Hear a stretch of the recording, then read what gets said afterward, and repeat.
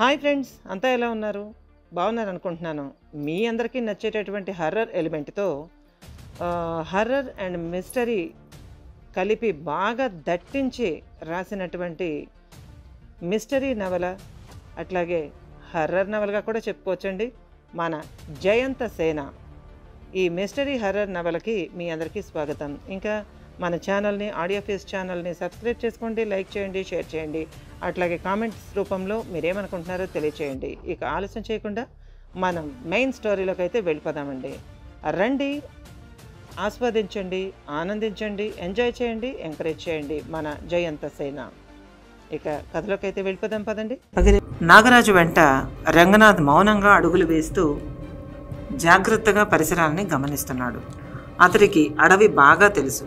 Pathakota map కూడా అతని తాతగారు చెప్పిన ప్రకారం గీయించి పెట్టుకున్నాడు.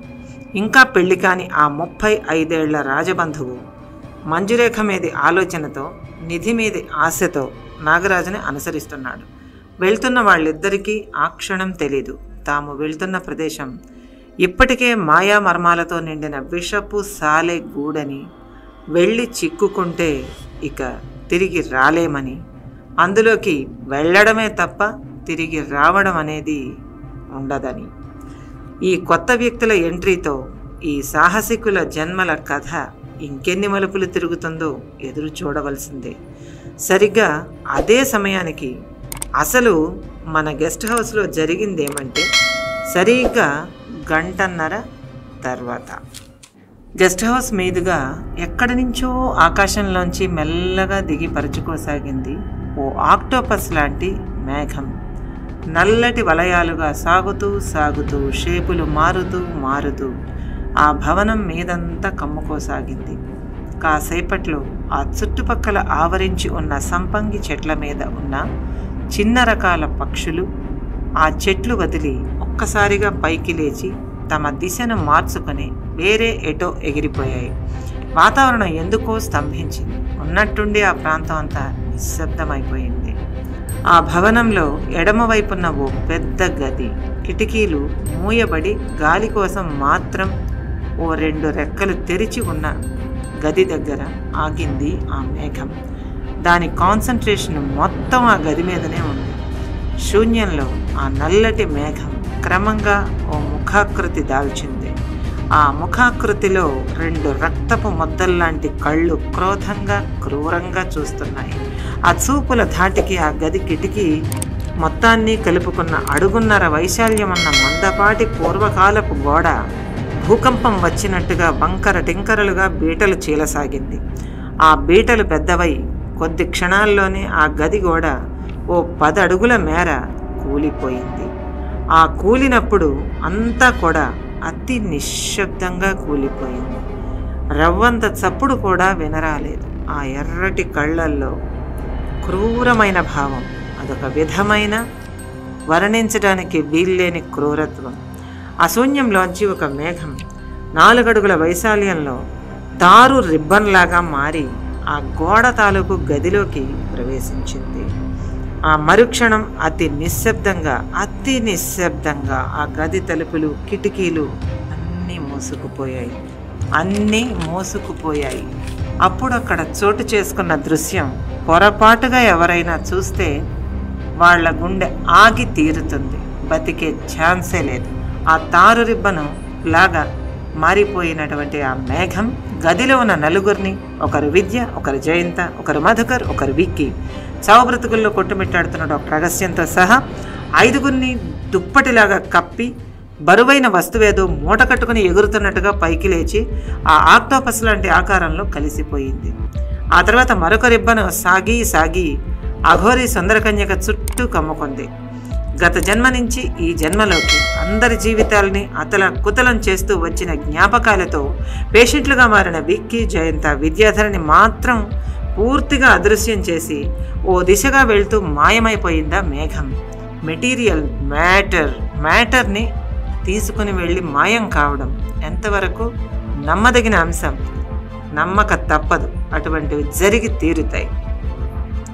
అందులోంచి వేరుపడ్డ డాక్టర్ అగస్త్యన్, మధుకర్లు ఆ తారు రిబ్బన్ లాంటి మేఘంతో మరోవైపుకు తీసుకుపోబడ్డారు. వారి దారులు అక్కడ వేరైనాయి. విద్యాధరి విక్కి జయంతల్ని అమాయకం ఎటు తీసుకుపోయింది? అసలు తీసుకువెళ్లడం సాధ్యమా? ఒకవేళ సాధ్యమైతే ఎటు తీసుకువెళ్ళిపోయింది? ఏం చేయబోతోంది? డాక్టర్ అగస్త్యన్ ఇంకా మధుకర్లని ఇంకోవైపుకి ఎందుకు మార్చేసింది? ఎటువైపుకి తీసుకువెళ్ళింది? మార్చి ఎటు తీసుకుపోయింది? అసలు అలా మనుషుల్ని మాయం చేయడం, అదృశ్యం కావడం ఎలా సాధ్యం? ఇది సినిమాల్లో మాత్రమే చూడగలం. లాజిక్కి ఏమాత్రం అందని ఈ ఘోర కార్యం చేసింది చండముఖి. ఆ చండముఖి చేతికి చిక్కిపోయారు వారు ముగ్గురు. ఈ జన్మల చదరంగంలో దారుణంగా పావులై హింసలకు గురి అవుతున్న వారు పచ్చని తమ జీవితాలని పణంగా పెట్టి ఆ రాజగురువు ఆడిన చదరంగంలో వీళ్ళు ఇంత ప్రమాదానికి గురైతే వీళ్ళందరినీ ఈ స్థితికి తీసుకొచ్చిన మూలకారకుడు ఆ గురురాజప్ప ఎక్కడ?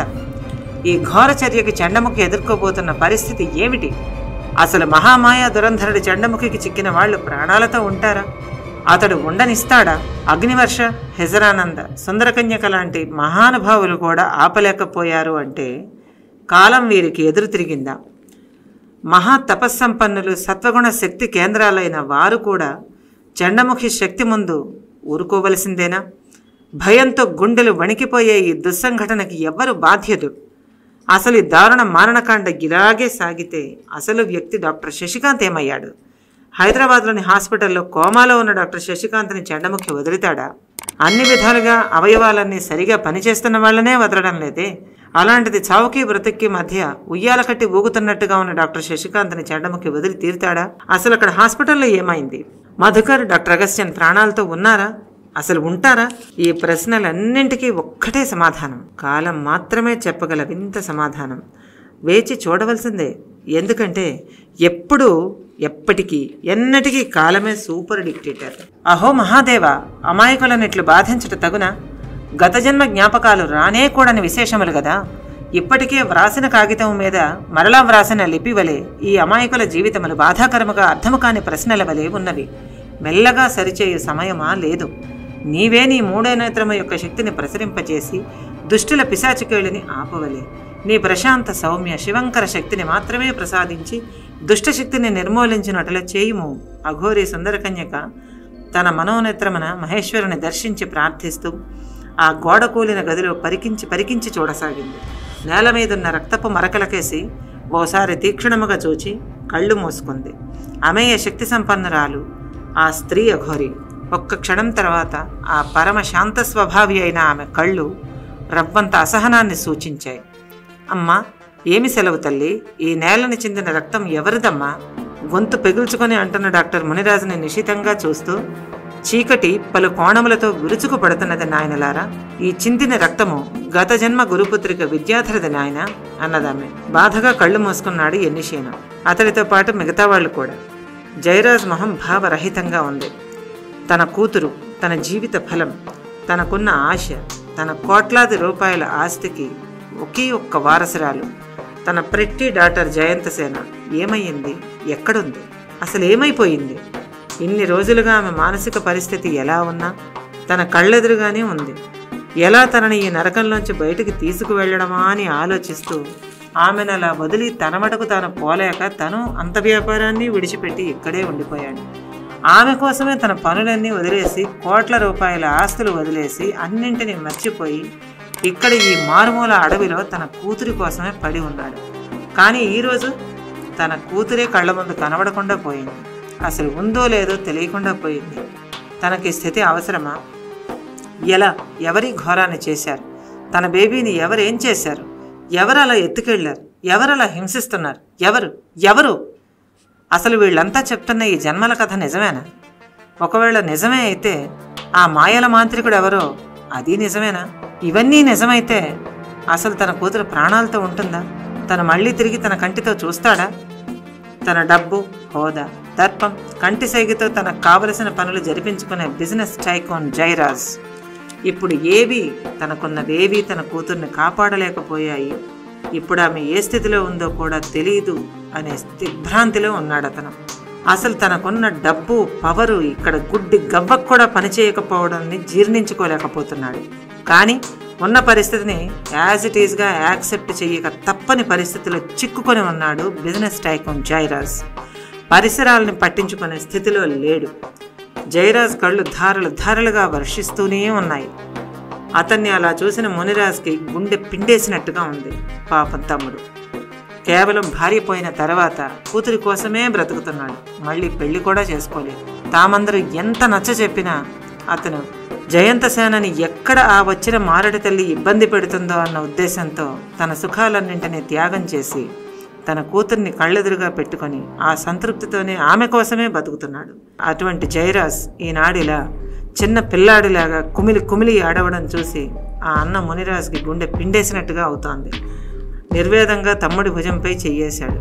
ప్లీజ్ జై, కంట్రోల్ యువర్ సెల్ఫ్. ఆ ఒక్క మాటే అనగలిగాడు.